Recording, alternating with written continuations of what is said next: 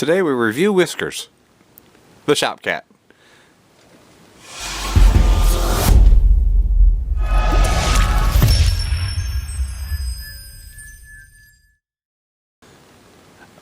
MongooseJake here with another of my Buzz Bee Classic series mods, and that is actually a playlist I have started.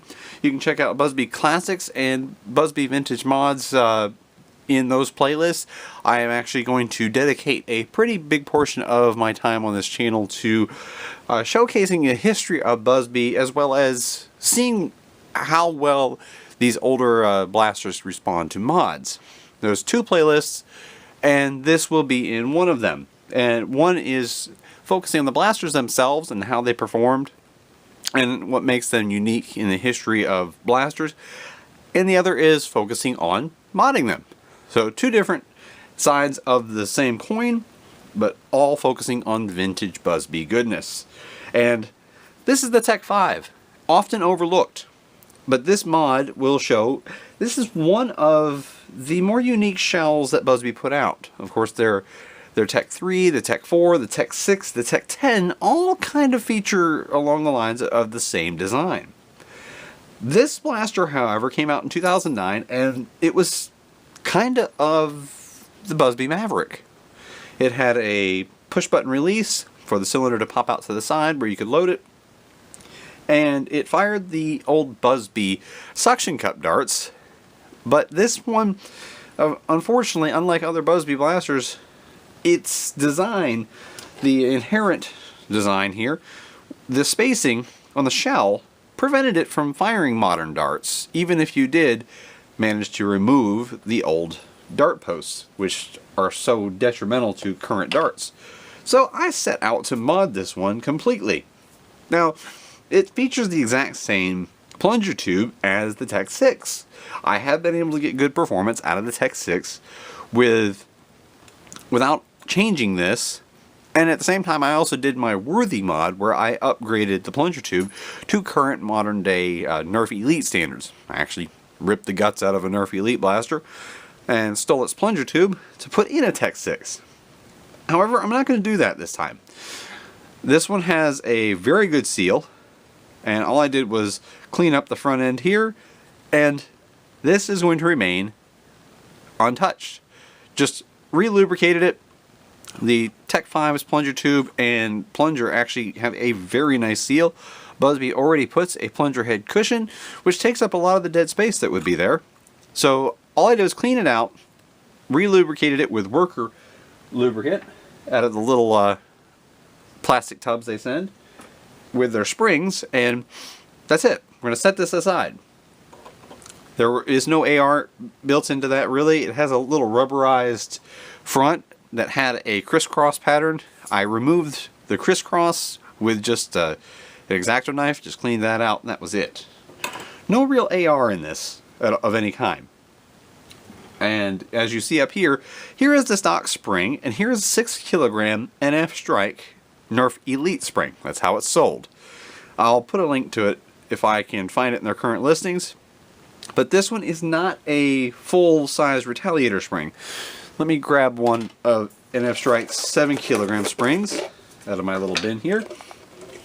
Okay, we're going to do a three-way comparison of the stock Tek 5 spring, the 6 kilogram NF Strike Nerf Elite spring, and their 7 kilogram retaliator spring.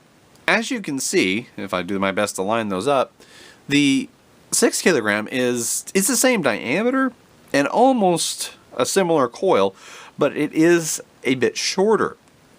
A full coil and a half, actually, shorter than the 7 kilogram. Now that's key. Now, as you can tell visually, you can tell the coils on the Tek 5 spring are actually quite a bit thicker, which would mean that at this point here, if you cut these two the exact same length, the stock spring is actually going to be stronger. It's actually, by the tried and true squeeze it to feel test, it has more compression once it starts right there. Now, compared to the 6 kilogram, I honestly would have to say the initial compression rate is a little higher on the stock spring. However, to get that 6 kilogram all the way down to the length of the stock Tech 5 spring, it's getting pre-compressed so much that it's going to be, the spring rates aren't flat. It's not 6 kilogram at the start and 6 kilogram at the end. It becomes progressive. The more you compress it, the stronger it becomes. And that is going to benefit this drastically.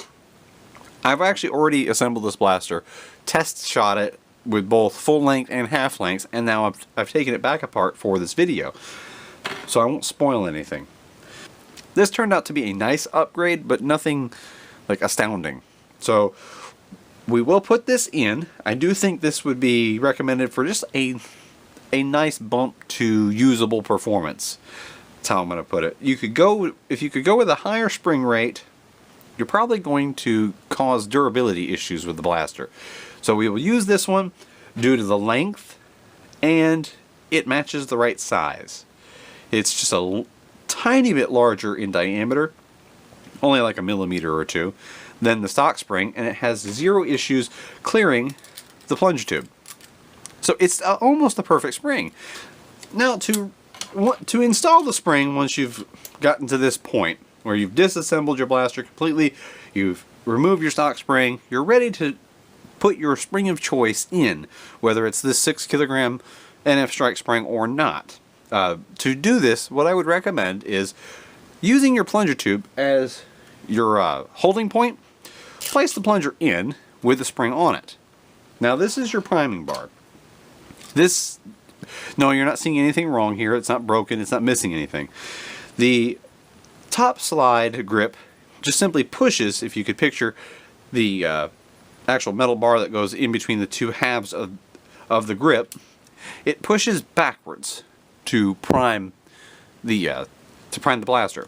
It just simply pushes back till it catches, and then a return spring pulls, envisioning the screwdriver as your top prime grip, it pulls this back forward, as you'll see here in a second when I reassemble it.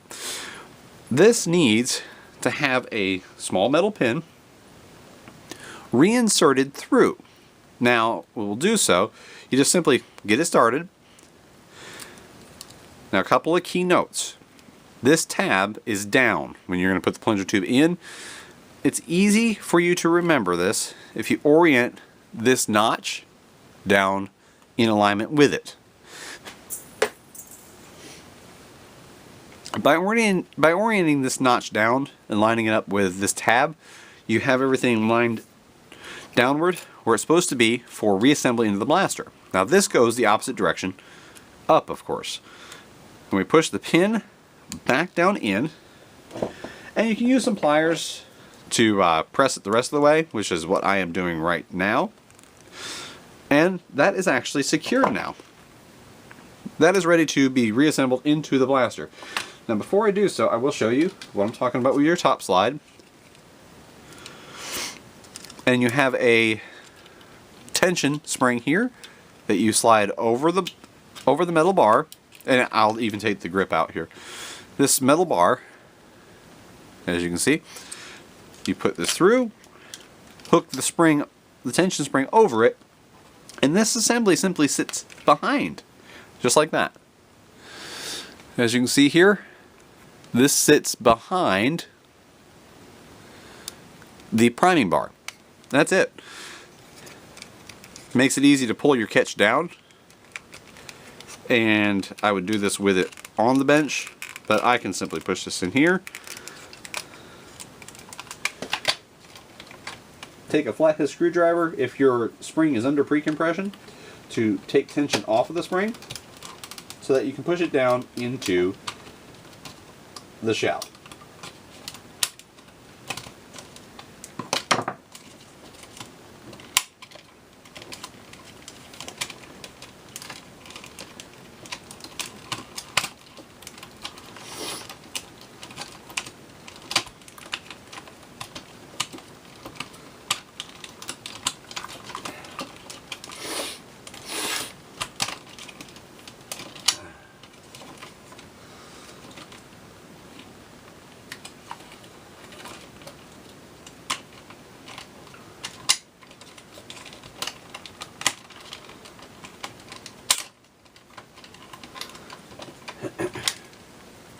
Okay, now with everything in, grab my screwdriver to use as a pointer.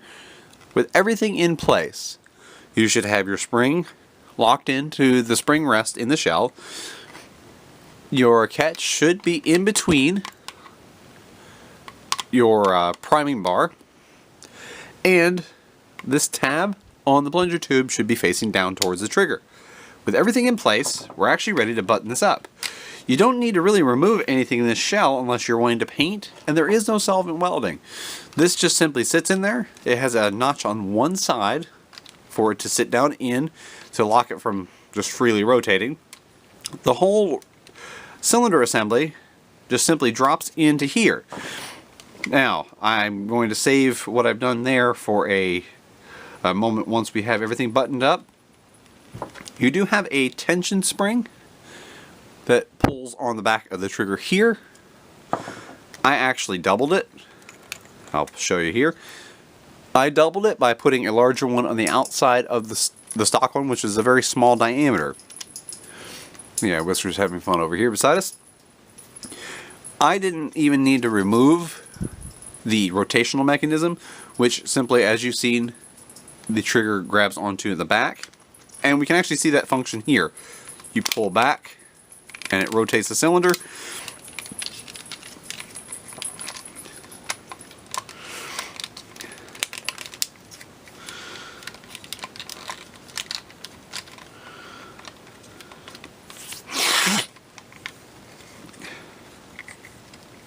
But as you're looking at it, you have this to look at. As you're looking at it, you have this to look at. Phrasing. But you have your rotational mechanism is actually screwed down here into the shell as well as here. It's 4 in total screws that have built-in washer heads. And the button to actually release the cylinder is underneath the rotation mechanism. It's held in place by the rotation mechanism, so if you are going to disassemble it for painting, be sure to not lose any of these parts because they are integral into the whole rotation of the cylinder. And the cylinder itself can be pulled out very easily. There is nothing holding it in other than its rear kind of interlocking interface into the rotation mechanism. That's it. That's all it holds it in. It just sits in grooves here on little hinges.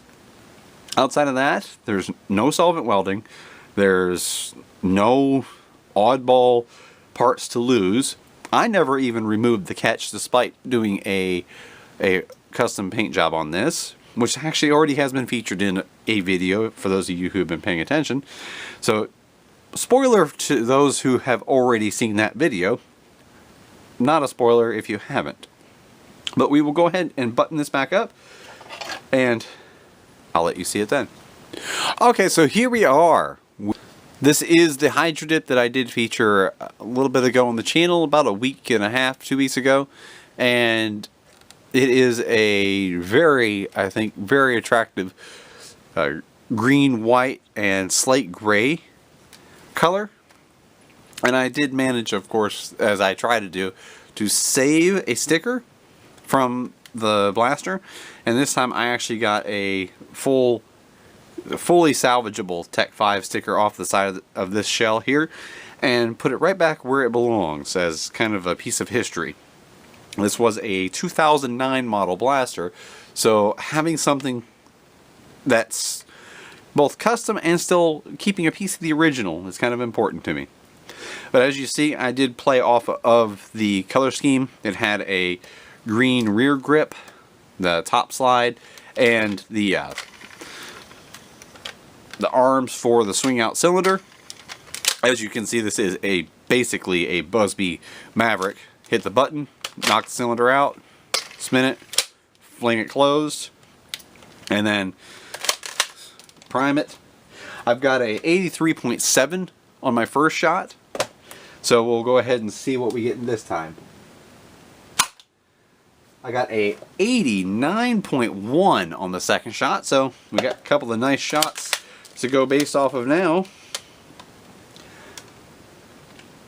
And 78.9. This is a 5-shot pistol, so let's get all 5, and that'll be our test sample.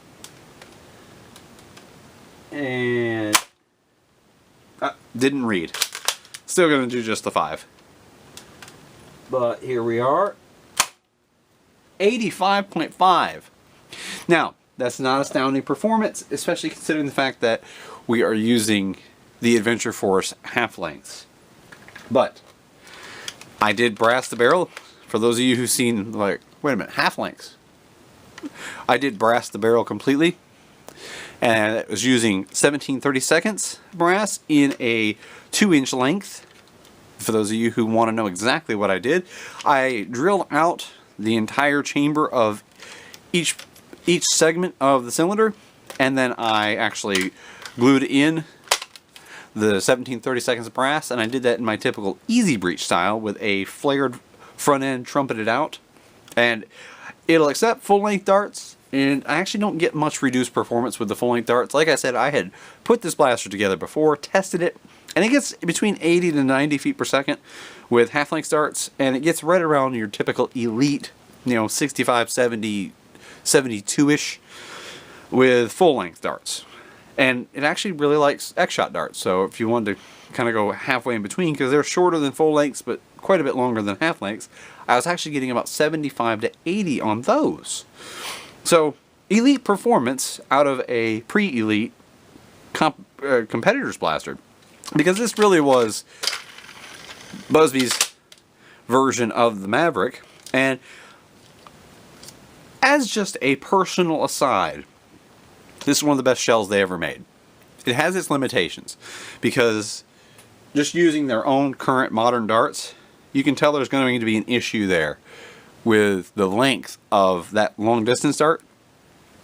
It catches here, and that's with it just spaced far enough forward to be crammed all the way to the back of the cylinder. So you can't use full length darts without absolutely cramming them all the way down in, and then still some of them will scrape the front. So there is an issue with that. That's why I brassed this and intended to use it with half lengths, because, well, with half lengths you can just slide those things in and you're good to go.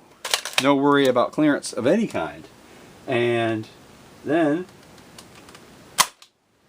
77.5. Again, it's around 80 to 90 feet per second overall. In all my testing, I fired probably 30 or 40 shots through it, took it apart, and then showcased it here in this video. But that is good enough for me.